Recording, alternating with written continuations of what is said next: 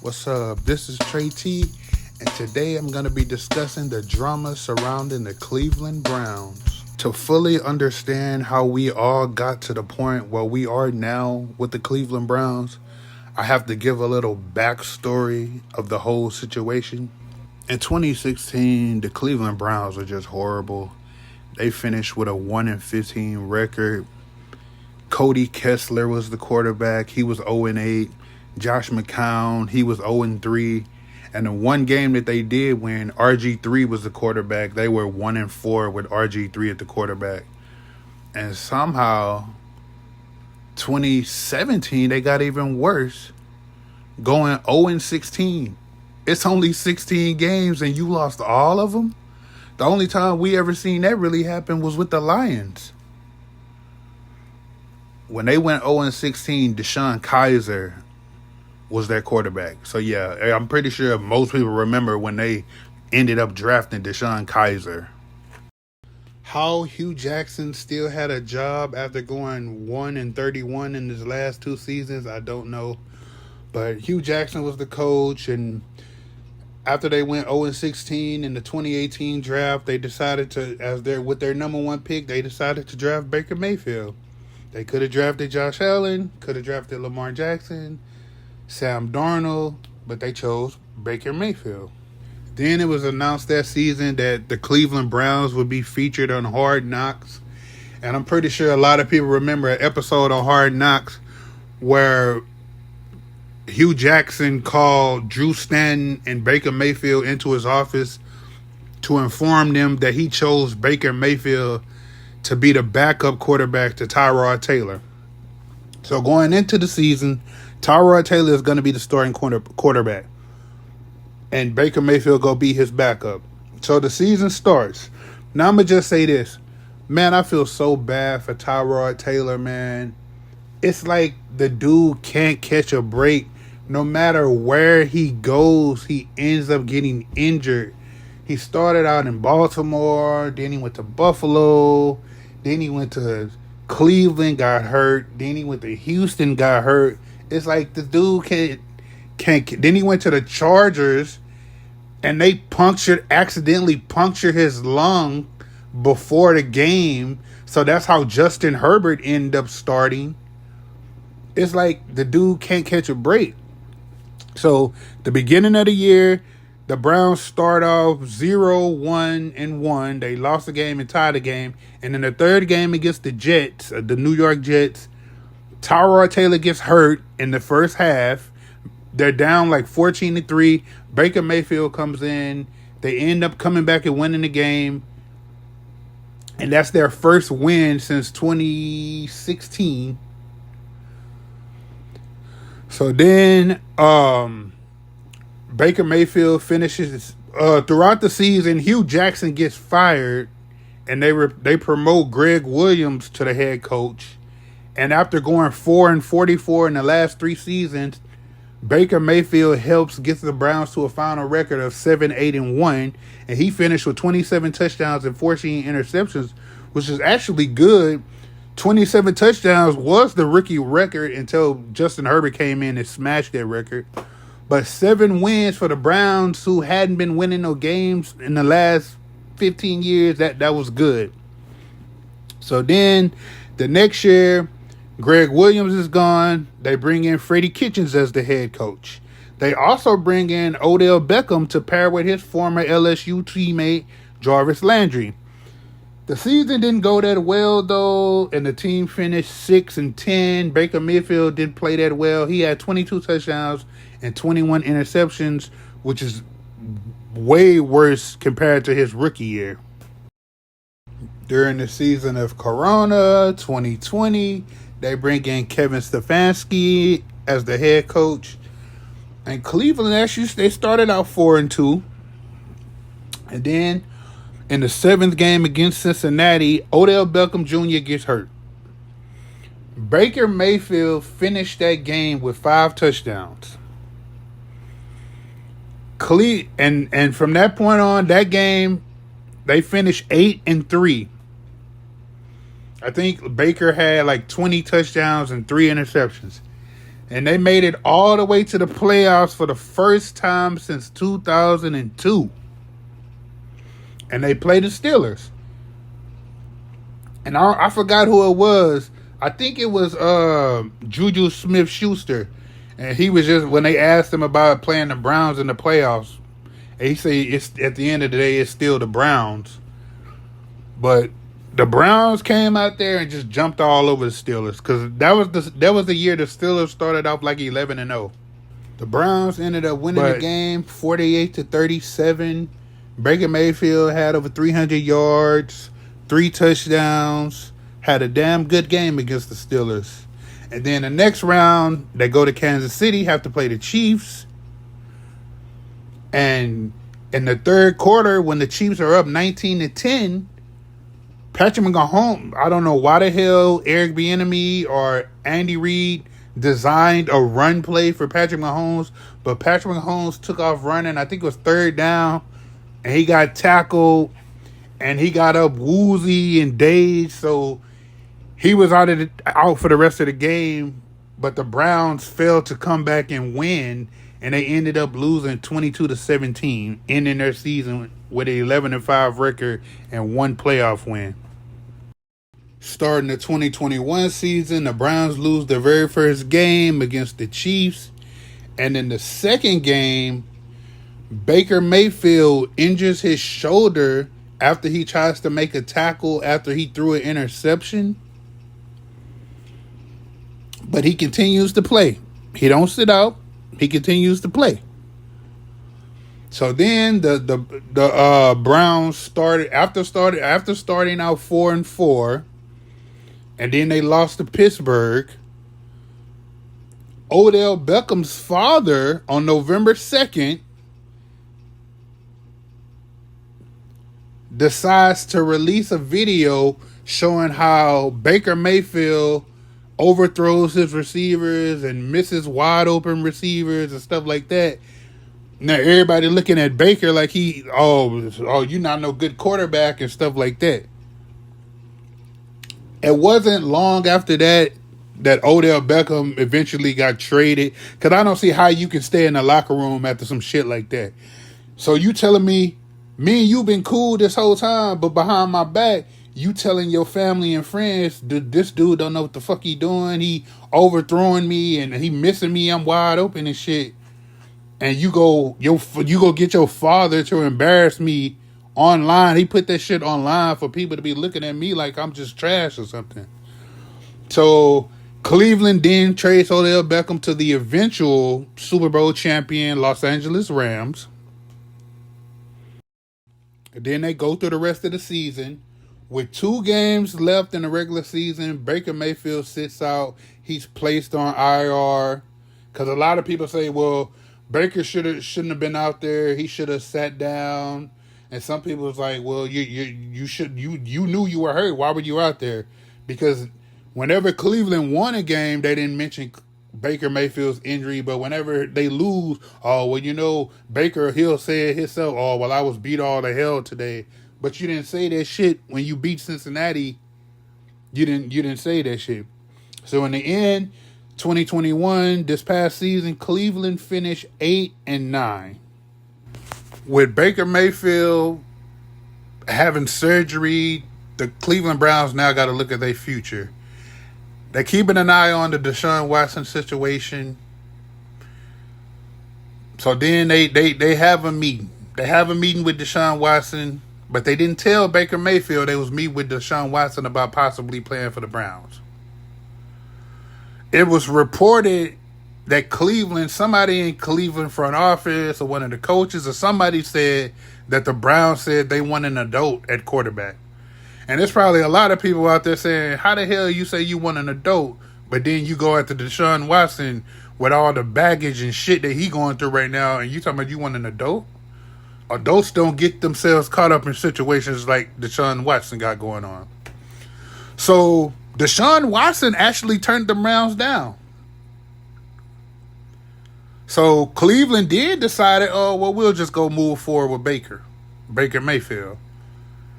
But then the other teams that Deshaun Watson was looking at, the Saints and the Falcons, They were like, nah, you got too much shit going on. We not interested no more. So after that, Deshaun Watson and his representative come running back to Cleveland like, all right, we'll play for you. So then the Browns pull off a trade for Deshaun Watson with the Texans.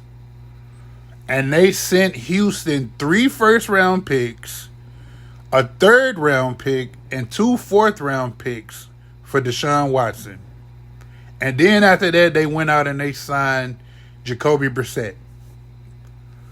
Not only did they trade for Deshaun Watson, then they signed Deshaun Watson for 5 years, $230 million, fully guaranteed. Something that no quarterback, no player has ever gotten that much fucking money, especially not with all the baggage that came with it.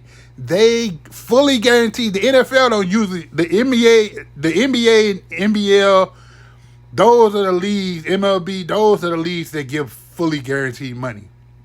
The NFL don't really give the whole salary fully guaranteed. But they gave Deshaun Watson $230 million fully guaranteed. And they don't even know if he's going to play, when he's going to be available to play. But see, the Browns knew what they were doing when they gave Deshaun Watson all that money. Because they made sure his contract, the first year his contract was only worth $1 million. So just in case he did get suspended for the whole year, he would only be losing $1 million. Because remember, Deshaun Watson set out 2021 season with the Texans. The Texans basically paid him to sit out. So then a report came out that Deshaun Watson was accused of seeing 66 massage therapists in a 17-month span. Like, damn, how many people you need? And then it turns out Deshaun Watson ended up settling with 20 of the 24 women that were accusing him of sexual assault. Even though 2 grand juries found Deshaun Watson innocent, I mean, not innocent, but they didn't choose to indict him. That has nothing to do with the NFL, who have their own personal conduct policy that they feel Deshaun Watson violated. So they got to set some punishment for Deshaun Watson. Because there's a lot of people like, well, he was found, he wasn't indicted by the grand jury, so why the NFL still punishing him? Well, the NFL has their own set of rules that they want their players to go by. I gave you the backstory of Baker Mayfield. Now here's the backstory of Deshaun Watson. Deshaun Watson was drafted by the Houston Texans in 2017. He didn't start the first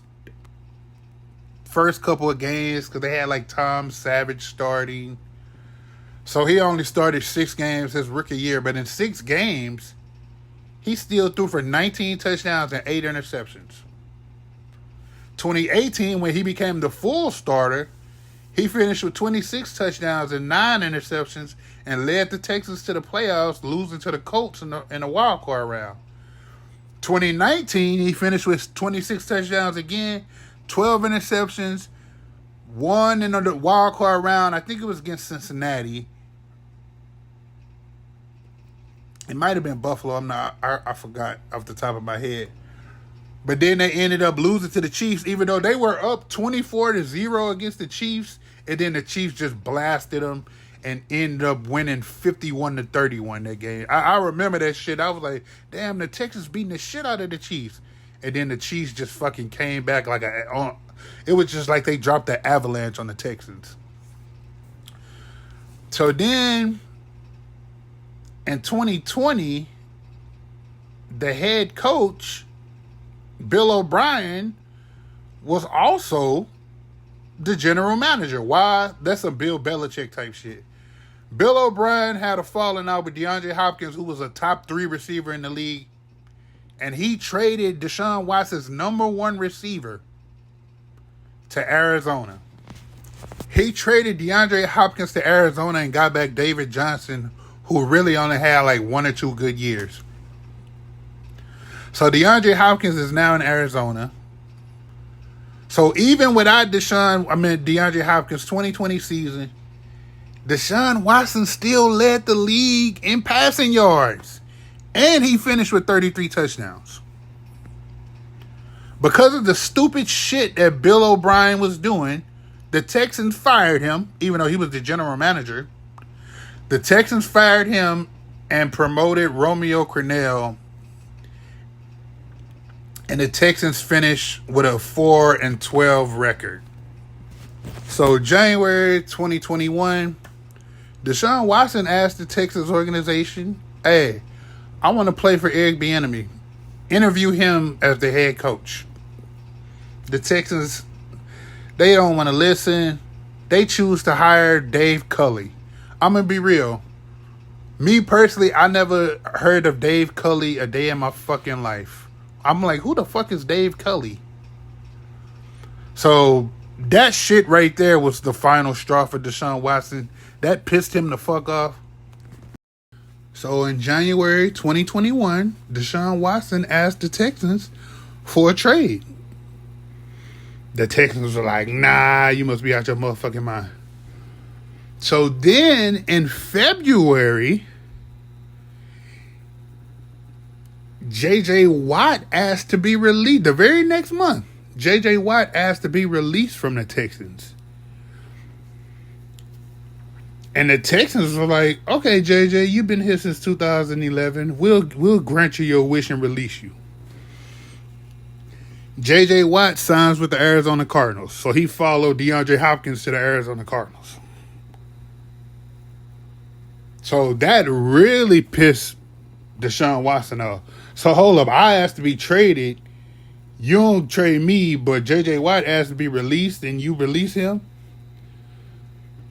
So then Deshaun Watson was like, well, I'm not playing. I'm not playing next year. Trade me, I'm not playing. And then all of a sudden, the very next month, Deshaun Watson is accused of sexual assault. And then later on that month, more women accused Deshaun Watson of sexual assault. Some that occurred as early as 2020. Now hold up. March of 2020, mind you. So hold up. This occurred in March of 2020. Nobody knew anything about it. And Deshaun Watson played the entire 2020 season. And nobody knew anything about it. Nobody said anything. But as soon as he said, well, I don't want to play for the Texans no more. Now all of a sudden he's a serial sexual predator. So then the Texans basically paid Deshaun Watson to sit out the 2021 season. They hired Lovie Smith as the head coach. No, Dave Culley is the head coach. My fault. Dave Culley is the head coach. They finished 4-13. Davis Mills is the quarterback.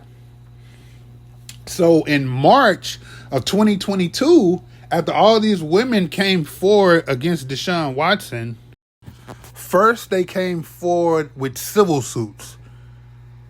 They didn't come forward with criminal suits at first. They all came forward with civil suits at first. And it took a while before someone finally came and said, oh, well, we're filing criminal charges against Deshaun Watson. So more and more women started coming out. More and more women started coming out. So then in March of 2022, a grand jury decided not to indict Deshaun Watson. And then a couple of weeks later, another grand jury decided not to indict Deshaun Watson. So then, okay, everybody's like, okay, Deshaun Watson, they chose not to indict him, so that's not proving he's innocent or guilty, but he's basically free to other teams. Now they can start looking at him to trade for him. So in the beginning, there was a couple of teams that were looking at Deshaun Watson. Yeah, the Falcons, the Browns, the Saints. I heard about the Panthers were looking forward to pursuing him. So when the Browns went to Deshaun Watson the first time, Deshaun Watson turned them down. He wanted to stay in the South, basically, either the Falcons or the Saints. But then the Falcons and the Saints was like, they started hearing more and more women coming forth, and they started hearing the comments from the fans. So the Falcons and the Saints both bow out of the bidding. So then Deshaun Watson and his agents basically go back to Cleveland and say, "Hey, we changed our mind. We'll play for Cleveland." So March 2022, the Texans trade Deshaun Watson to Cleveland. And then later on, they hired Lovie Smith as the head coach for the upcoming 2022 season. And then we get breaking news today. On July 6th, 2022, the Browns have finally agreed to trade Baker Mayfield to who? To the Seahawks? To the Dolphins? No. The Browns have finally decided to trade Baker Mayfield to the Carolina Panthers for a conditional 5th-round pick. And I think Cleveland are only paying like $10 million of Baker Mayfield's salary or something like that. So Baker is finally out of Cleveland.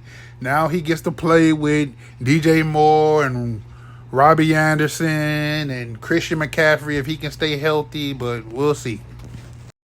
Even with all the allegations against Deshaun Watson, I'm going to just be real. I would still take Deshaun Watson over Baker Mayfield in a heartbeat.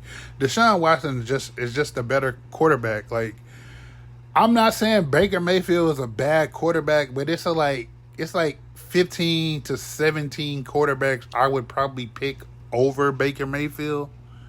Like, I feel like people are overrating what Baker Mayfield did in Cleveland because it's Cleveland. It'll be different to me if Cleveland had a long history of successful quarterbacks and then and they didn't make the playoffs and shit, but then Baker Mayfield came in and they got to the playoffs with Baker Mayfield. But that's not the case. Cleveland just has a horrible history of quarterbacks. Like, I feel like you could have took that 2020 season and it's like 20 quarterbacks you could have put in that year and they would have led that Browns team to the playoffs. Like, I'm a list 20 quarterbacks from that season that I feel maybe even more than 20. But I'm a list of quarterbacks from that season that I feel like, well, you could have plugged them into that 2020 Cleveland Browns roster and they would have did the same as Baker or did better than what Baker did in the 2020 season that everybody keeps overhyping. I feel like you could have put Tom Brady, Patrick Mahomes, Aaron Rodgers, Russell Wilson, Deshaun Watson, Josh Allen, Matt Stafford, Kirk Cousins, Derek Carr, Ben Roethlisberger, Drew Brees, Kyler Murray, Matt Ryan, Carson Wentz, Dak Prescott, Phillip Rivers, Justin Herbert, Joe Burrow, Ryan Fitzpatrick, Lamar Jackson, or Jared Goff on that 2020 Browns team, and they would have did the same as Baker or better than Baker. People need to stop overrating one good year from Baker. Yes, he did have a good rookie season too, but why are people acting like Baker is a top 15 quarterback? He's not. Like, Baker Mayfield is basically on the same level to me as like Teddy Bridgewater. Like, these are the offensive weapons that Baker Mayfield had in Cleveland. Like, it wasn't just some random dudes he was throwing the ball to. He had people to throw the ball to. It'd be different if he didn't have anyone to throw the ball to and he just made those players better, but he had people to throw it to. Nick Chubb, Jarvis Landry, David Njoku, Carlos Hyde. 2019, Nick Chubb, Kareem Hunt, Jarvis Landry, Odell Beckham Jr., David Njoku, Ricky Seals-Jones. I actually played against Ricky Seals-Jones' brother in high school in basketball. 2020, Nick Chubb, Kareem Hunt, Donovan Peoples-Jones, Rashard Higgins. Rashard Higgins was also on the 2019 team. But, then you get Odell Beckham, Austin Hooper. Baker Mayfield had a lot of weapons to throw the ball to. Let's not pretend like he didn't have anyone to throw to. And this is one thing I want to talk about because it annoys me every time I watch Undisputed with Shannon Sharpe and Skip Bayless. Every time they talking about Baker Mayfield, Skip Bayless brings up the same point every time. Oh, Baker Mayfield had an 11-game stretch after Odell Beckham got hurt, knocking on wood for Odell. They went 8-3 without Odell, and Baker had 20 touchdowns and 3 interceptions, and they beat the Steelers in the playoffs, and Baker Mayfield had a QBR of 91.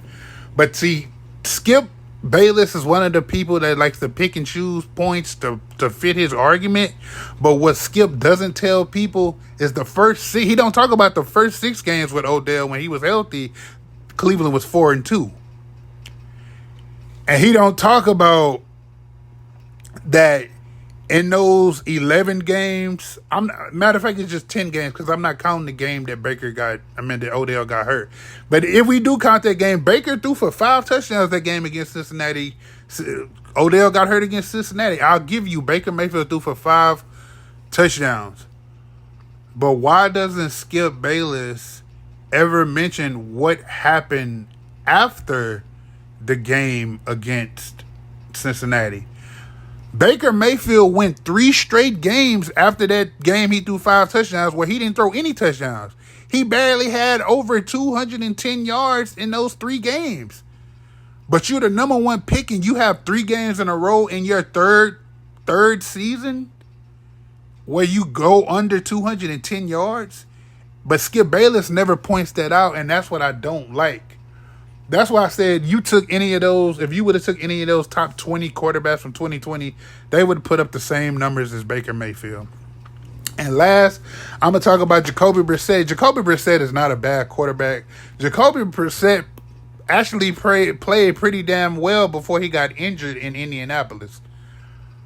Like, he had a season where he had 18 touchdowns and 4 interceptions. And I don't even think he's played all the games that year. So people talking like, oh, well, without Baker Mayfield and if Deshaun Watson gets hurt, who's going to play quarterback? Jacoby Brissett, he going to have Amari Cooper to throw to. He going to have he still got Kareem Hunt and Nick Chubb. So he'll still have some people to throw to. So people need to just stop pretending like Jacoby Brissett is just some trash quarterback. But yeah, that's my video on all the drama surrounding the Cleveland Browns these last 3 to 4 years. As always, thank you for watching the video. Like and subscribe, comment. Stay tuned for more videos coming soon. Trey T out. Peace.